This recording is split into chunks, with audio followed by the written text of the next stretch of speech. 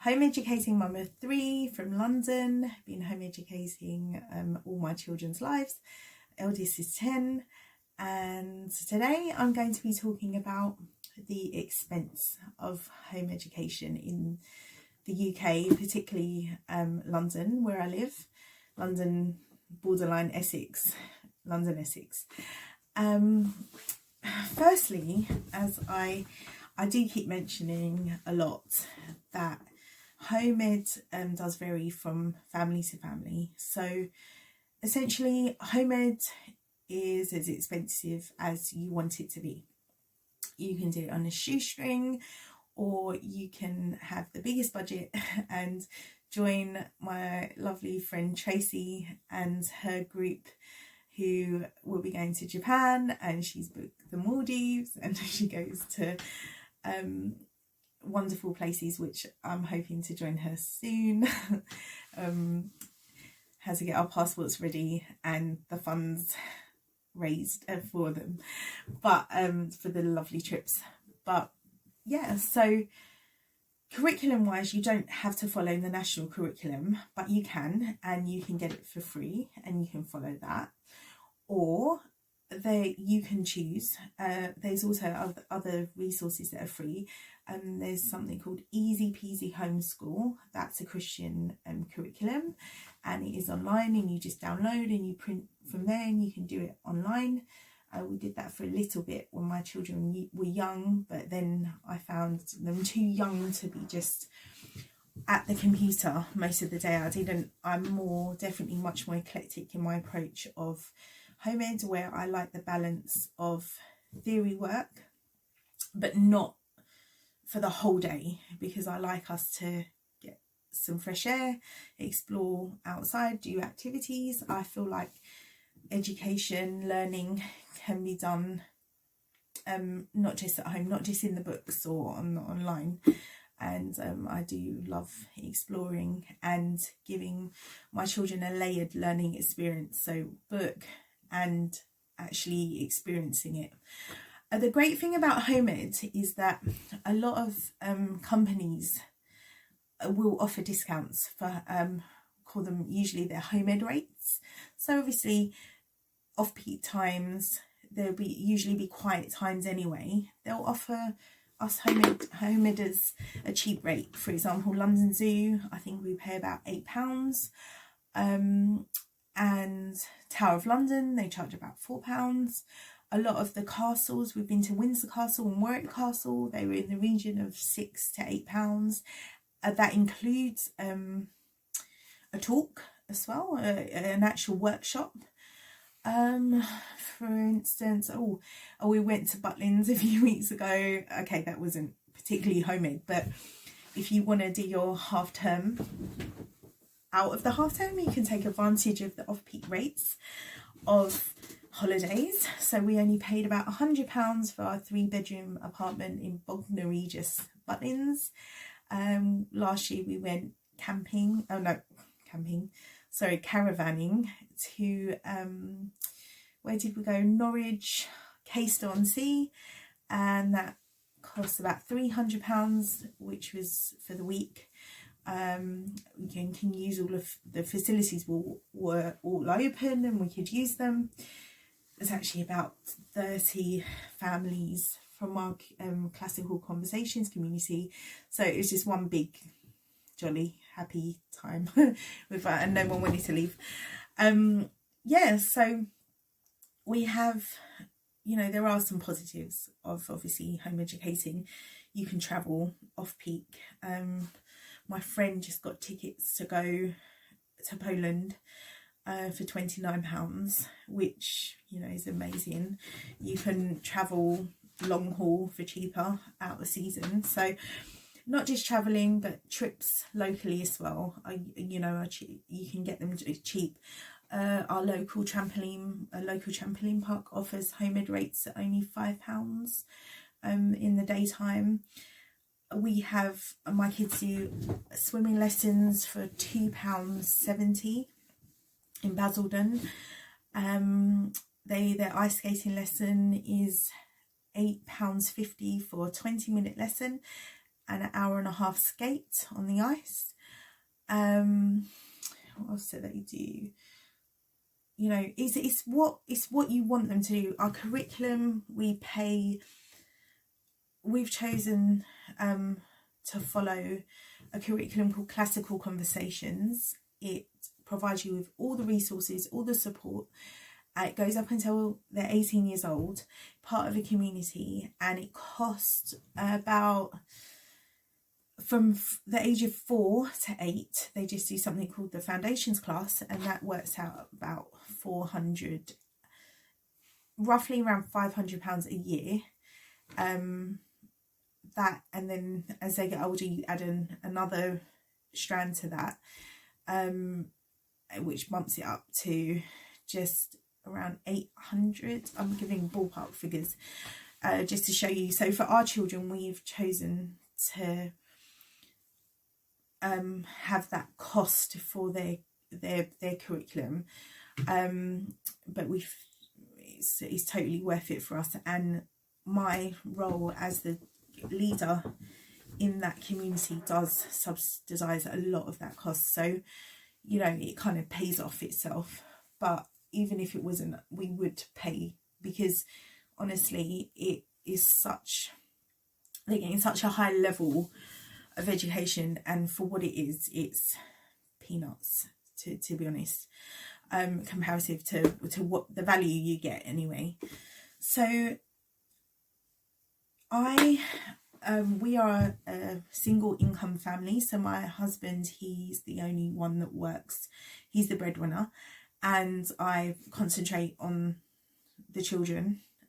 So my job is the home ed, and no one's paying me to do that. I think they should though.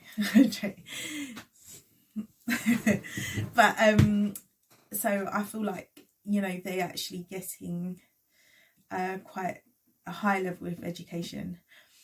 My husband has a business, and it's growing year by year. So when we first started, it was, you know, let's just say we're not rolling in cash. we're not rich. And but we did this by faith, and believing that this was God's will for us. And he's been really faithful. We've never starved, or, you know, and the kids do a lot of activities and they have a lot of fun. And you know, I try to do some bits. I've always tried to do things on the side. I really believe in Proverbs 31 woman. She was a businesswoman, so it said, you know, she sold her purple wares, and, you know, and bought and sold land. I haven't got there yet. I'd like to do that.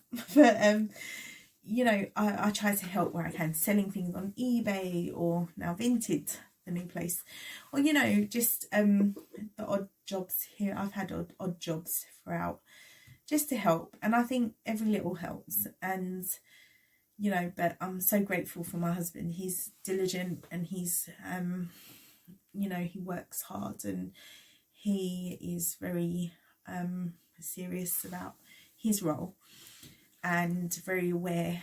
You know, we're not naive. We know that God's got us on this path, but we need to play our part in working with God to make the provision for our children, and to have, and we want them to have a really, you know, our desire, our dream is that they would be, you know, they would be able to visit other countries. And my eldest and my middle child, we went to Spain when they were young, so we haven't done as much travelling as we would have liked, obviously. And then COVID hit, and that kind of put a halt on everything, and they don't even have passports now, but we're getting those sorted this year, because we love travelling, and we think that that's just is important. But you know, you can explore the UK. There's so much to explore in the UK. We live in such a varied and rich country of history, of, you know, beauty, that you know, you don't necessarily have to fly anywhere, but we would like them to be travelled. And yeah, and I think, you know, my thing is, okay, not we can't afford something, but how can we afford something? And you know, I believe in prayer as well, and but I do believe God's, you know, he's not just gonna fall on your lap. Like, you have to, what have you got in your hands? Like, what can God use? And if you let God use you, and you're open to getting creative ideas, and he will give them to you, and help you as well. So I believe God knows our children are growing, and the demands are getting more and more. You know, they do activities, they do music lessons, they go on trips, and we want, you know, we love family time too. For instance, we just went to see The King and I, and thankfully we got cheap tickets, £15, but you know, it's still times 5. That's already £65, and sorry, yeah, no, 75. Yeah, 15 times 5, £75. Mental maths. But you know, so trips for us are not cheap. Family of 5, food is not cheap, and yes, like, the kids being at home a lot more, they eat a lot more.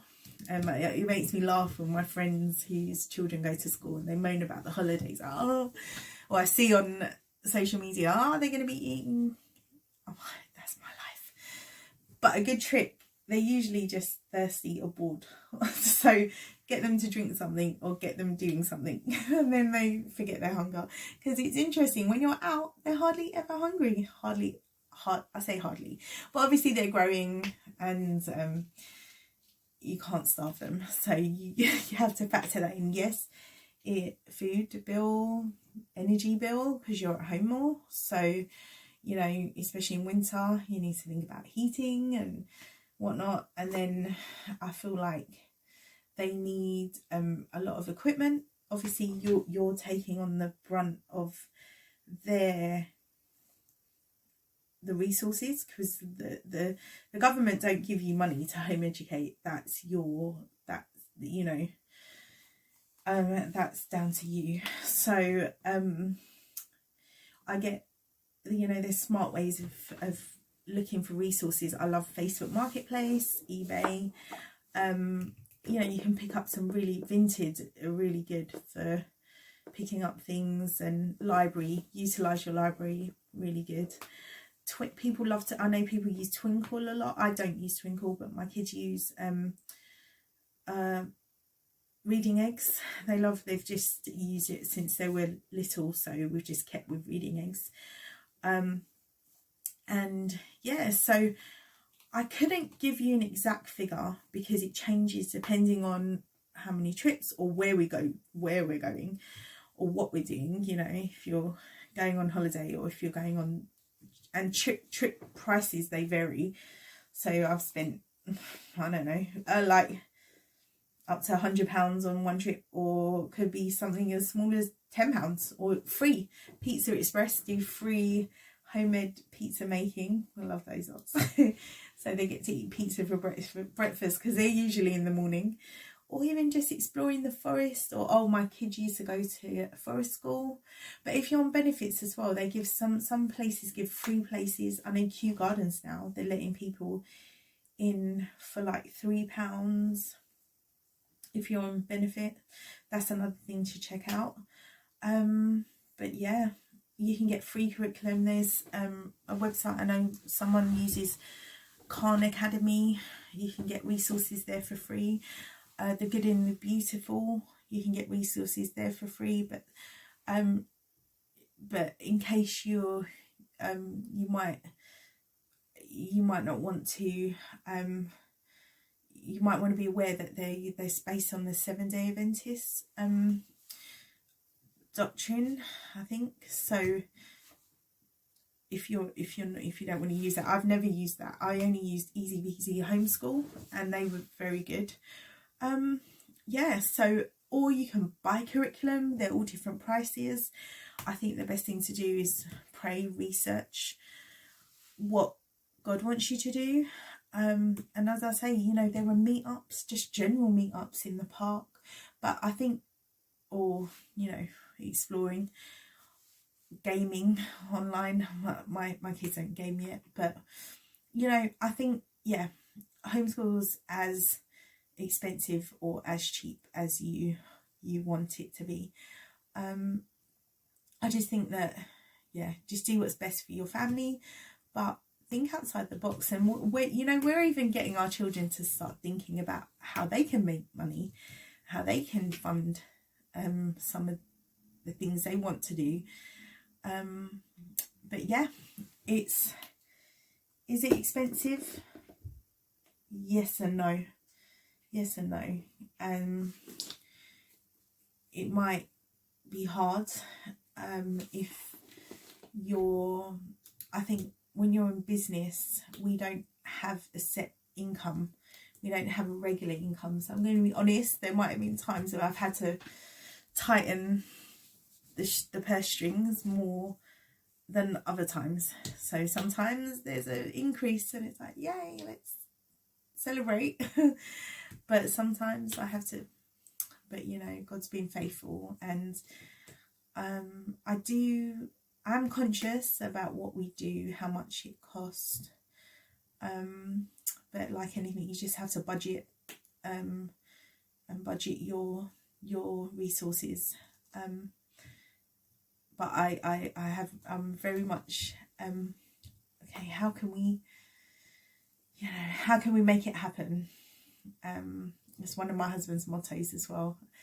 Okay, how can we make it work? And you know, it is, yeah, but it's possible, it's doable. I know many single income families. I know families where the mum does have jobs, and I'll also be interviewing some who I know, one who's a counsellor and she home educates her children. I know one who they do fostering. I know one who's a life coach and therapist and counsellor again, and you know, amazing women, really inspirational.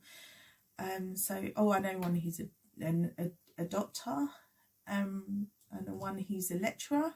So you know, it's possible, it's doable, but it's just navigating, working around your family. So yeah, is it expensive?